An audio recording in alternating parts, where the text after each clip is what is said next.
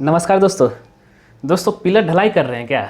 थोड़ा सा रुक जाइए, हम आपको कुछ जानकारी दे देता हूँ। उसके बाद जो है पिलर मतलब कॉलम ढलाई शुरू कीजिएगा।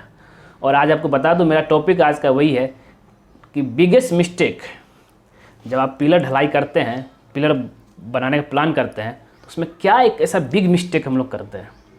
आपको सावधानी बरतना है और देखना है कि आपके साइट में जो कॉन्ट्रैक्टर चाहे लेबर मिस्त्री है वो क्या क्या गलतियां करते हैं। और इसको जिस समय आपको पता हो जाएगा तो आप पूरा अलर्ट रहिएगा कि भाई अगर वैसा गलती कर रहा है तो उसको मना कीजिए। तो चलते हैं और देखते हैं जनरली क्या होता है। इंडिया की अगर हम बात करें तो यहाँ पे ज़्यादातर जब लोग रेसिडेंशियल घर अपना घर बनाता है तो वहाँ पे पहले ईंटा जुराई करवाता है, फिर उसके बाद जो है पिलर का ढलाई करवाता है।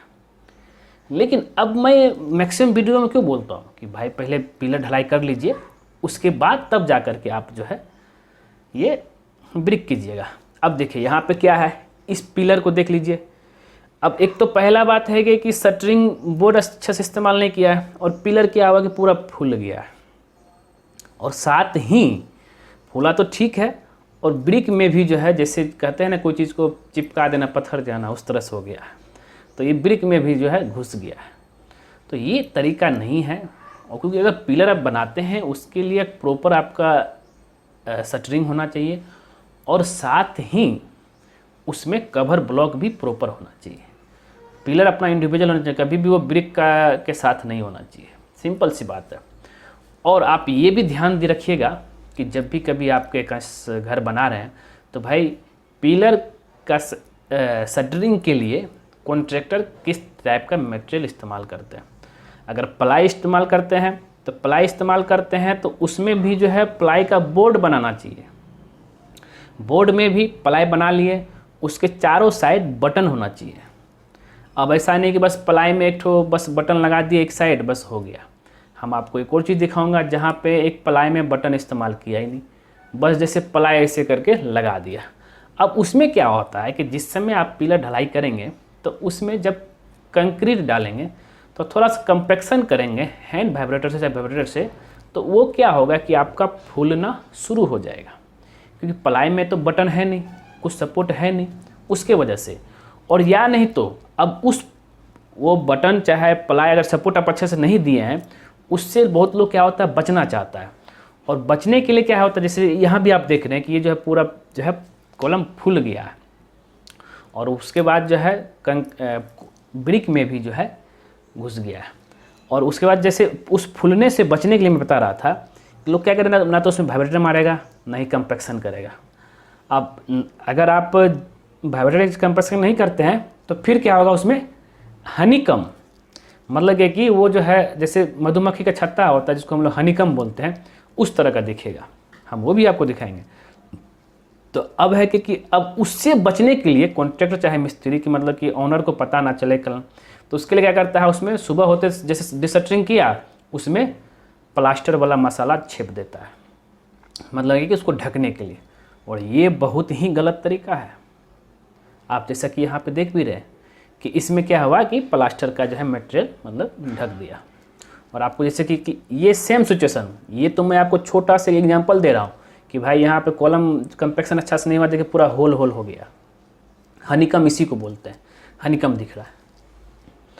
अब उसके पीछे रीजन क्या है, देखिए ये जो शटरिंग हुआ है, ऐसा शटरिंग बिल्कुल नहीं करना चाहिए। स्टेप बाय स्टेप क्या है, अगर ऐसा शटरिंग आपका कॉन्ट्रैक्टर करता है तो उसको मना कीजिए, उसको प्रॉपर एक बोर्ड प्लाई बोर्ड लाइए, उससे कीजिए। यहाँ भी देखिए सेम सिचुएशन।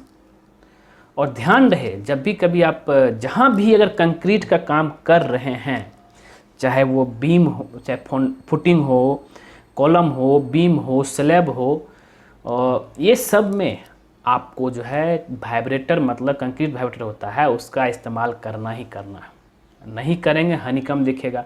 हनीकम देखना मतलब कि कोई भी चीज़ अगर कुछ भी अगर पार्टिकल आप सॉलिड लेते हैं, सॉलिड और किसी में अगर होल है, दोनों में तो स्ट्रेंथ का डिफरेंस होगा। जिसमें होल है जिसको हम लोग हनीकम बोलते हैं, अब उसको जो है तोड़ेंगे तो तुरंत टूट जाएगा। जो पूरा सॉलिड है, बीच में फाँका वाँका नहीं है, उसको तोड़ना मुश्किल है। वही सेम सिचुएशन यहाँ पे।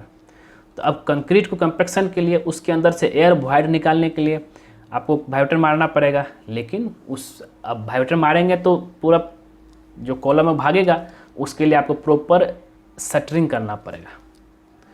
और उस शटरिंग से लोग अब अगर शटरिंग खुल ना जाए, लोग वाइब्रेटर ही नहीं मारता। अब देखिए यहाँ पे क्या हो गया, नीचे से भी जो कटा कटा दिख रहा है निकम होने की वजह से पूरा। तो ये है very bad practice construction site में। जब भी लोग इस तरह करते हैं, बैड प्रैक्टिस। मैं मैक्सिमम जगह कोशिश करता हूँ कि लोगों को समझाऊँ, और इस वीडियो के जरिए जो है आप लोग तक मैं पहुँच रहा हूँ कि अगर इस तरह का सिचुएशन अगर आपके साइट में आता है तो आप जो है सावधान हो जाइए, और कॉन्ट्रैक्टर को बोलिए कि प्रॉपर अच्छी तरीके से पहले कॉलम का शटरिंग करे, कॉलम ढाले, उसके बाद तब जा कर के आगे बढ़े। नहीं तो फिर आपका घर कमज़ोर हो जाएगा और क्रैक हो जाएगा, और जितना पैसा आपने जमा पूंजी जो लगाए हैं घर में, सब बर्बाद हो जाएगा। तो यही एक रीज़न है, वजह है जो मैंने आपको बताया, और उम्मीद करता हूँ कि ये वीडियो आपको ज़रूर पसंद आया होगा। पसंद आया ज़रूर उसको लाइक कीजिए, शेयर कीजिए, और ख़ास करके हमारे चैनलवा को तो सब्सक्राइब कर दीजिए, क्योंकि जैसे ही आप हमारे चैनल को सब्सक्राइब करेंगे तो उसके बगल में एक बेल आइकन बन जाएगा, उसको भी क्लिक कर दीजिएगा। उससे बेनिफिट बस यही रहता है कि जब जब सिविल इंजीनियर दीपक कुमार कोई नया वीडियो आपके लाएगा तो सबसे पहले आपको नोटिफिकेशन में शो करेगा। ठीक है दोस्तों, धन्यवाद दोस्तों।